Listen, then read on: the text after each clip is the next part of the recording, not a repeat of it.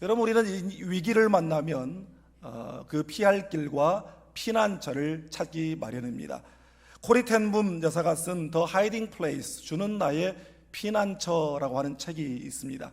제2차 세계대전 때 독일군의 점령을 받은 이 네덜란드에서 유태인들을 숨겨주고 또 은신처를 제공하고 피할 길을 제공해 주다가 나치에게 발각되어 그 가족이 전체가 다 포로 수용소로 끌려가 고난을 당한 자기 가족들의 실화를 배경으로 하는 자서전적 소설입니다.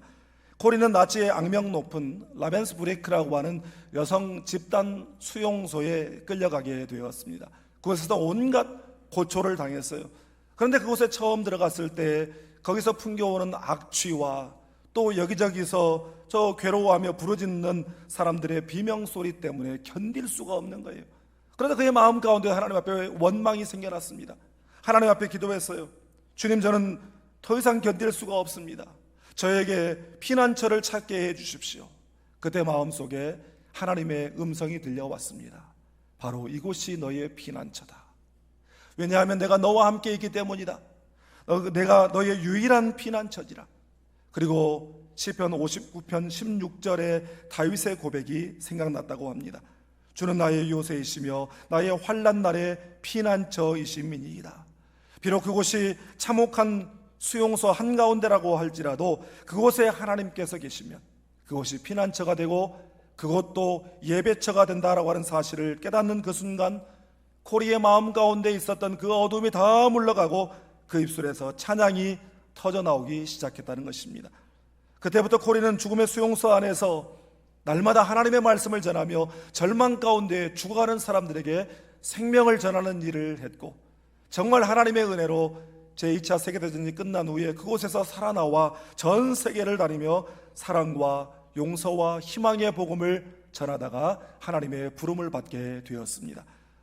지난주일 함께 나눈 사무엘상 18장에서 블레셋과 싸워 승리하고 돌아오는 이스라엘 군대와 다윗의 행렬 앞에 수많은 백성들이 나와서 환영하고, 특별히 여자들이 나와서 그 앞에서 사울이 죽인 자는 천천히요 다윗은 만만이로다 라고 하는 그 노래 때문에 질투와 분노에 사로잡혔던 사울은 순간 불처럼 일어나는 그 분노의 감정을 주체하지 못하고 자기 앞에서 수금을 연주하고 있었던 다윗에게 2번이나 창을 던졌습니다. 다행히 다윗이 잘 피했고 그 일뿐만 아니라 여러 모든 일 가운데 다윗이 지혜롭게 행했다라고 성경은 증거하고 있습니다. 사실 모든 일 가운데 다윗이 지혜롭게 행할수록 사울은 더 견디기가 힘들었습니다. 사울은 다윗을 총애하는 것처럼 하면서 이 다윗을 그야말로 치열한 전쟁터로 사지로 내몰았습니다. 다윗은 그런 와중에도 블레셋과의 전쟁에서 연전연승을 거두었고, 사울은 다윗을 죽이려고 전쟁터에 내보냈다가 오히려 다윗의 인기와 명성만 올려놓는 그런 꼴이 되고 말았습니다. 다윗을 향한 사울의 질투와 분노와 미움은 사그라들지를 몰랐어요. 또다시 다윗을 죽이려고 단창을 던졌습니다. 그런데 참 놀라운 것이 다윗이 그토록 반복적으로 위기 상황을 맞이할 때마다 하나님께서 다윗을 위하여 돕는 자를 붙여주시고 피할 곳을 예비해 주셨다라고 하는 사실입니다. 여러분, 우리도 인생을 살면서 전혀 예상치 못한 단창이 날아오는 경험을 할 때가 있습니다. 오늘 말씀을 통해서 우리의 인생에 단창이 날아올 때에 하나님께서 어떻게 우리를 지키시고 보호하시고 은혜로 세워주시는지를 깨닫고 피난처 되시는 하나님을 더욱 의지하고 더욱 찬양하며 살아가는 우리 모두가 다 될 수 있기를 주님의 이름으로 축복합니다. 먼저 오늘 본문 11절 말씀을 함께 읽겠습니다. 사울이 전령들을 다윗의 집에 보내어 그를 지키다가 아침에 그를 죽이게 하려 한지라. 다윗의 아내 미갈이 다윗에게 말하여 이르되 당신이 이 밤에 당신의 생명을 구하지 아니하면 내일에는 죽임을 당하리라 하고. 아멘. 지금까지 사울은 다윗을 향한 그 시기와 질투와 그 미움의 마음을 은밀하게 표출해 왔어요. 그러나 이제는 그 마음을 숨길 수 없는 그런 상태가 되어버렸습니다. 여러분, 그렇기 때문에 우리의 마음 가운데 누구를 향한 미움의 감정을 품는다라고 하는 것이 이처럼 위험한 것입니다. 성경은 분명히 형제를 미워하는 자는 곧 살인하는 자다라고 말씀하고 있습니다. 어떤 마음을 일단 품게 되잖아요. 그러면 거기에 대한 열매를 반드시 맺게 되어 있다는 것입니다. 지난 주일에 우리의 생각에 부정적인 생각, 또 우리의 마음에 부정적인 마음이 일어나려고 할 때마다 어떻게 하라고 그랬습니까? 주여 하고 주님을 부르라고 그랬습니다. 여러분, 우리의 마음 가운데, 우리의 생각 가운데 사탄이 집어넣는 그런 부정적인 생각, 부정적인 감정들은 내 의지로는 막아낼 길이 없습니다. 그렇기 때문에 주여, 주님을 부르며 주님을 의지하는 것이고 십자가의 능력을 의지해야 될 줄 믿습니다. 본문 사무엘상 19장에는 다윗에게 3번에 걸친 위기, 생명의 위기가 찾아오르는 것을 볼 수 있습니다. 물론 3번 다 사울이 다윗을 죽이려고 마음먹었기 때문에 벌어진 일들이죠. 첫 번째 위기는 1절에서 사울이 요나단과 모든 신하들이 모인 앞에서 이제 다윗을 죽이라고 명령을 내렸습니다. 그런데 다행히도 사울의 아들 왕자 요나단이 다윗을 심히 좋아했다라고 말하고 있습니다. 성경을 읽어보면 요나단이라고 하는 사람이 참 신실한 사람이었던 것 같아요. 요나단이 기도하는 중에 하나님께서 다윗을 향한 그 계획과 하나님의 마음을 알게 되었는지, 아니면 다윗을 처음 보는 그 순간 얘는 장차 큰 인물이 될 사람이구나 라는 것을 알았는지는 모르겠지만, 아무튼 요나단은 인물 볼 줄 아는 안목이 있는 사람이었어요. 사울은 어땠습니까? 다윗을 보고 시기와 질투와 미움과 분노의 감정이 일어났습니다. 그런데 요나단은 그를 보고 내가 이 아이를 도와줘야 되겠다 하는 그런 마음을 품게 되었습니다. 그래서 아버지 사울이 다윗을 죽이려는 계획을 세웠다는 것을 다윗에게 얼른 알렸어요. 그래서 몸을 숨기게 하고, 요나단이 참 지혜로운 사람인 것이 아버지 사울이 지금 감정이 복받쳐서 다윗을 죽이라고 할 때는 아무 말 하지 않고 있다가 어느 정도 시간이 지나고 아버지의 감정이 좀 누그러뜨려졌을 때 그 시간을, 타이밍을 봐서 그 아버지에게 그렇게 이야기를 합니다. 아버지, 다윗에게 그러면 안 됩니다. 저 아이가 그래도 나라를 구한 아이 아닙니까? 그렇게 간언을 드려서 또 한 번 다윗이 위기를 넘길 수 있도록 그렇게 도와줬습니다. 그런데 얼마 후에 다윗이 2번째 위기를 맞이하게 됩니다. 그 와중에도 블레셋이 끊임없이 쳐들어왔고, 다윗은 그때마다 군사를 이끌고 가서 이 블레셋과의 전쟁을 치렀습니다. 그런데 하나님께서 다윗과 함께 하시니까 블레셋과 싸웠다 하면 이기는 거예요. 연전연승을 거두고 돌아오는데 여러분, 백성들이 가만히 있었겠어요? 백성들이 다 나가서 환영하고 칭송하고 여자들이 또 가만히 있었겠습니까? 사울은 천천히요 다윗은 만만히로다. 아마 이 노래는 이미 유행가가 돼가지고 어린아이도 모르는 아이가 없을 만큼 그렇게 막 불렀을 거예요. 사울이 열 받겠어요? 안 받겠어요? 사울이 감정이 그냥 올라올 대로 올라왔습니다. 그래서 저놈을 그냥 두어서는 안 되겠다 생각하고 자기 손에 있던 그 살상용 단창을 다윗에게 던졌어요. 다윗이 다행히 피했는데 그 창이 벽에 박혔다라고 했습니다. 아예 죽여버리려고 창을 던진 거예요. 다윗이 생각했어요. 아니 지난번에도 그러더니 또 그러시네. 이거 예산 일이 아니다 싶어서 얼른 몸을 피하고 자기 집으로 몸을 숨겼습니다. 다윗이 자기 집으로 몸을 숨기자 사울이 얼른 이 사람을 급파합니다. 그래서 임무를 맡은 사람을 급파해서 다윗의 집을 지키고 있다가 틈을 봐서 그 안으로 들어가서 다윗을 죽일 계획을 세우게 되죠. 그런데 그때 2번째 돕는 사람이 등장합니다. 바로 다윗의 아내인 미갈이라고 하는 사람입니다. 12절에 미갈이 다윗을 창에서 달아내림에 그가 피하여 도망하니라. 사울의 딸이자 다윗의 아내가 된 미갈이 그 아버지 왕궁에 어떤 사람을 좀 심어놨던지 이 정보를 입수하고 내 남편 이러다 죽겠다 싶었는지 얼른 빼돌렸습니다. 그래서 미갈의 도움으로 다윗은 또 한 번 목숨을 구하게 되었습니다. 미갈이 다윗을 창에서 달아내리는 이 장면을 보고 여러분 생각나는 장면 없으십니까? 여호수아 2장에 두 정탐꾼이 여리고를 정탐하러 들어갔어요. 그런데 여리고에 정탐꾼이 들어왔다라고 하는 소문을 듣고 이제 왕이 그 사람들을 체포하기 위해서 찾아 나서는데 그 사람이 어디로 숨어들었냐면 여리고 기생 라합의 집에 숨어들었습니다. 라합이 그를 숨겨 두었다가 창문에 붉은 줄을 매달고 무사히 탈출시켰어요. 그리고 라합이 창문에 매달았던 그 붉은 줄은 결국 나중에 라합의 가족을 구원하는 줄이 되었습니다. 신약 성경에도 이런 모습이 나오죠. 사도행전 9장에 보면 이 사도행전 9장의 사울은 오늘 본문의 사울과 달라요. 동명이인입니다. 사도행전 9장의 사울은 바울이 예수님을 만나기 전 이름이었어요. 그가 여러분 아시는 대로 예수 믿는 사람을 박해하는 사람이었습니다. 그런데 다메섹으로 가는 도중에 부활의 주님을 만나고 그의 인생이 완전히 뒤집어져 버려요.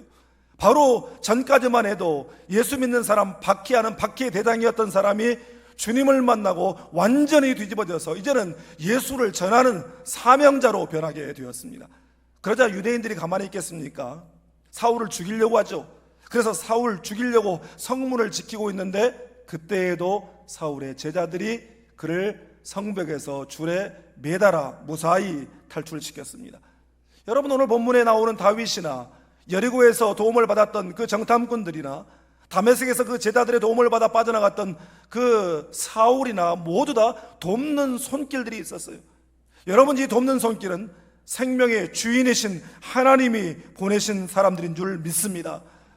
시편 기자는 시편 46편 5절에서 이렇게 고백합니다. 하나님이 그 성중에 계심에 성이 흔들리지 아니할 것이라.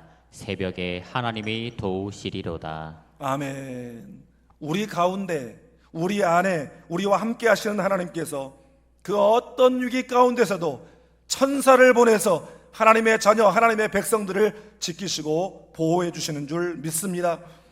새벽에 하나님이 도우시리로다 말씀하시는 것처럼 여러분, 우리 모두가 하나님 앞에서 새벽을 깨움으로 새벽에 우리를 도우시는 하나님을 체험할 수 있기를 주님의 이름으로 축복합니다. 다음으로 본문 18절을 함께 읽겠습니다.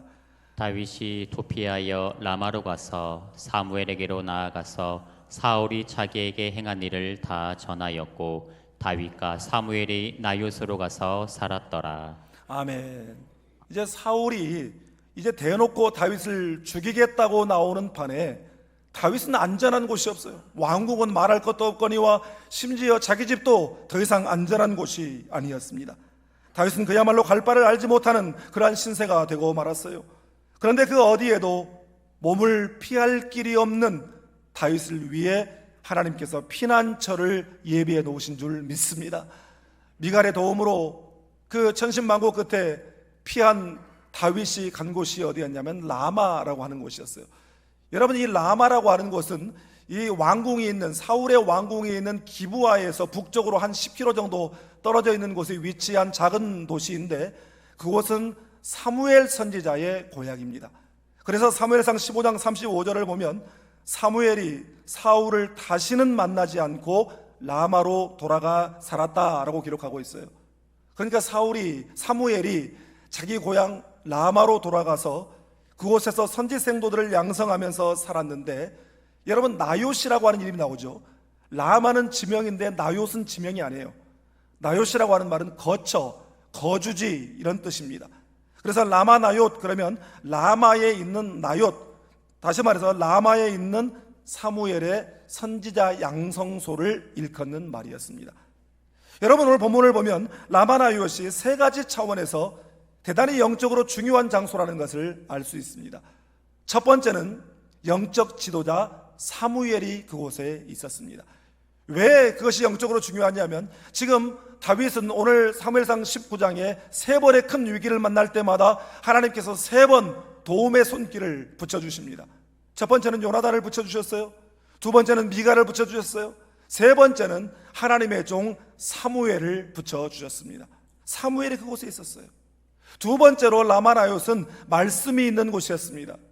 여러분, 생각해 보십시오. 선지 생도들이 하나님의 음성 듣는 훈련을 하고 하나님의 말씀을 배우고 하나님의 말씀을 연구하는 곳이니 그곳이 얼마나 말씀이 풍성했겠습니까? 그리고 세 번째는 그곳은 강력한 성령의 임재가 있는 곳이었습니다.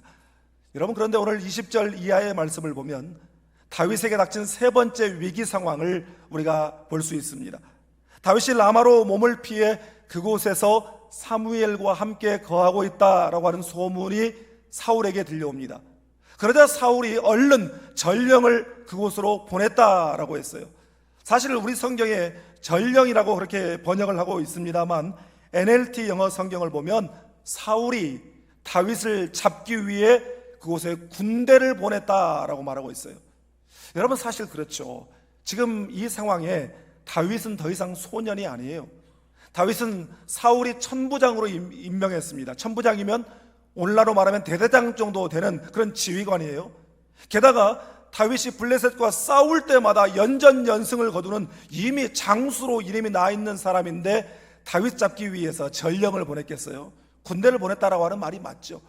그러면 이제 다윗은 그 라마나요시라고 하는 공동체 안에서 독에 갇힌 쥐처럼 꼼짝없이 잡혀 죽게 된 그런 상황이었습니다. 그런데 참 놀라운 일이 벌어졌어요. 재밌기도 하고요. 사울이 다윗을 잡으라고 군대를 급파했는데 이 군대가 라마나요시에 들어가자마자 성령이 임해요, 그들에게. 그래서 그들이 선지생도들과 함께 똑같이 예언을 하고 거기에 앉아 있는 겁니다. 사울이 사람을 보내면 가뭉차사예요. 돌아올 줄을 몰라요. 그래서 2차로 또 보냈는데도 똑같은 일이 벌어지고 3차로 보냈는데도 똑같은 일이 벌어졌습니다. 그 이야기를 사울이 듣고 이런 바보 같은 놈들이 도대체 무슨 일이 돼 하면서 자기가 직접 나갑니다.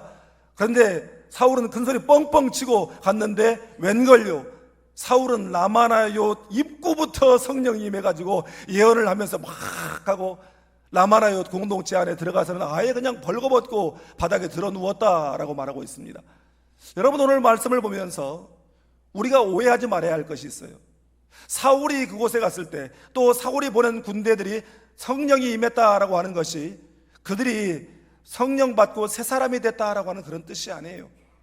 그가 성령에 크게 감동됐다라고 하는 그런 뜻이 아닙니다.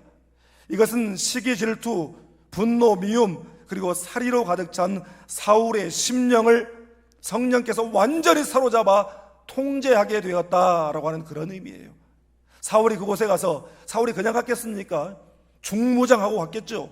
그런데 그곳에 가서 벌거벗고 들어누웠다라고 하는 것은 성령께서 사울을 완전히 무장해제 시켜버렸다라고 하는 그런 의미가 되는 것입니다.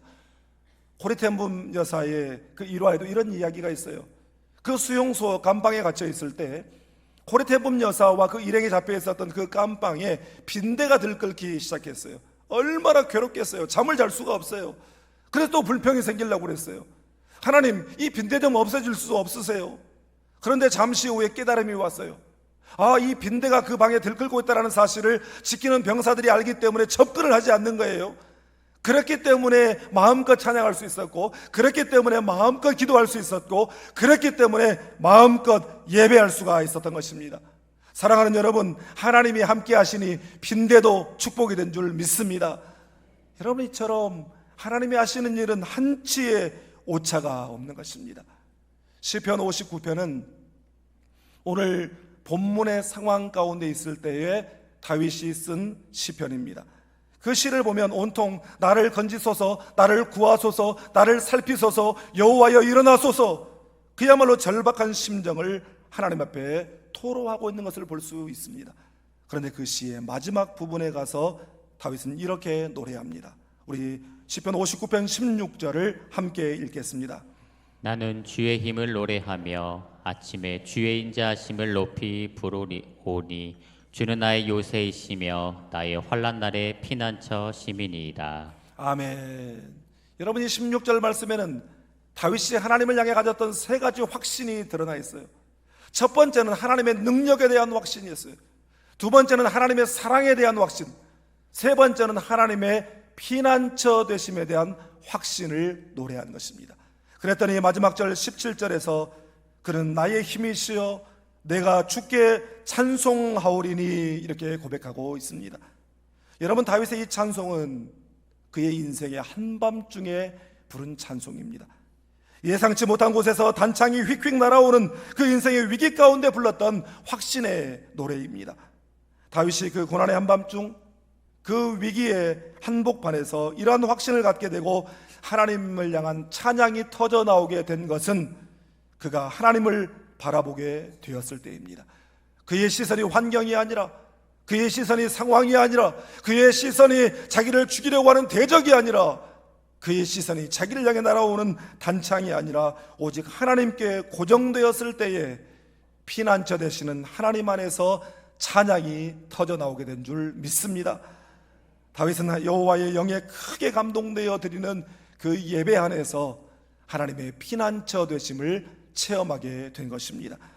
여러분, 우리가 드리는 이 예배 안에 성령의 자유케 하심이 있기를 축복합니다. 우리가 어쩔 수 없이 제한된 짧은 시간 안에 예배를 드리고 있지만 나는 여러분이 예배 안에서 성령 안에서 자유를 누릴 수 있게 되기를 주님의 이름으로 축복합니다.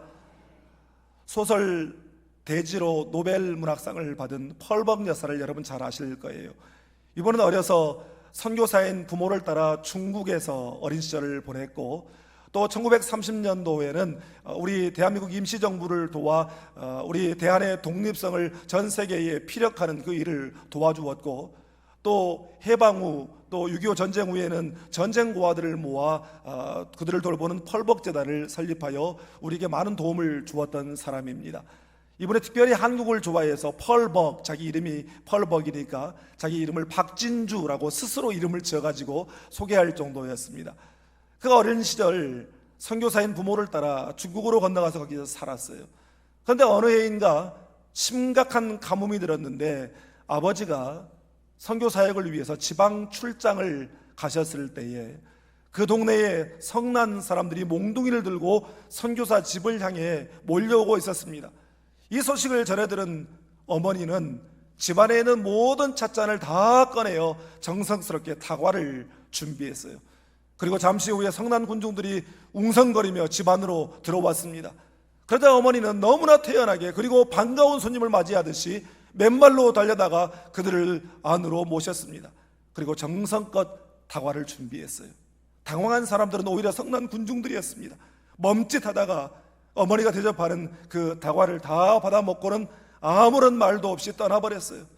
그런데 신비롭게도 그들이 떠난 뒤에 그 마을에 비가 내렸습니다. 그리고 그 일로 인해서 그곳에 봄의 문이 활짝 열리게 되었습니다. 훗날 어머니는 어른이 된 펄벅에게 그날 밤의 일을 들려주며 만약 도망칠 곳이 없는 막다른 골목이 아니었다고 한다면 그런 용기가 나지 않았을 것이라고 말했습니다. 펄벅 여사는 일평생 용기는 절망에서 생긴다라고 하는 이 어머니가 가르쳐준 역설적 교훈을 품고 살았습니다.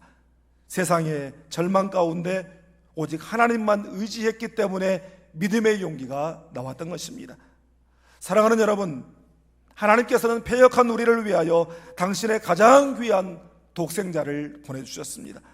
사탄의 정죄 앞에 두려워 떨고 있을 때에 우리에게 십자가로 요새를 삼아주셨고 예수 그리스도의 생명으로 그 누구도 공격할 수 없는 영혼의 피난처를 우리에게 제공해 주셨습니다. 인생의 여러 단창이 날아올 때에 주님만이 나의 요새가 되시고 주님만이 나의 피난처가 되심을 믿고 주님의 임재 가운데로 나아가 오직 주님만 바라보는 우리 모두가 다 될 수 있기를 주님의 이름으로 축복합니다. 기도하겠습니다.